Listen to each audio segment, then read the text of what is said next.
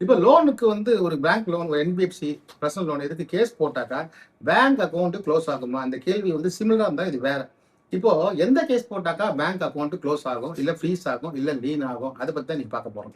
அதாவது ஒரு 2 கேஸ் இருக்கு எப்பவுமே பேங்க் போடுறது. ஒண்ணு கிரிமினல் கேஸ், இன்னொன்னு சிவில் கேஸ். இப்போ கிரிமினல் கேஸ் அப்படின்னு போட்டோம்னா என்னென்ன போட முடியும்?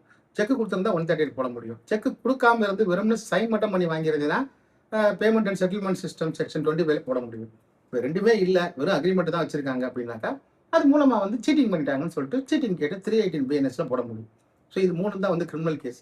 இந்த கிரிமினல் கேஸ் போடுறதுனால ஒருத்தரோட அக்கௌண்ட்டை வந்து ஃப்ரீஸ் பண்றது, லீன் பண்றது, க்ளோஸ் பண்றது எல்லாம் பண்ண முடியும்.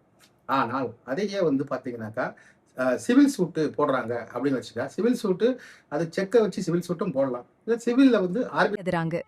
இது முழு வீடியோ அல்ல. கம்ப்ளீட் வீடியோ பார்க்க வழக்கறிஞர் சரவணன் பதில்கள்கள் சேனலை சப்ஸ்கிரைப் செய்யவும்.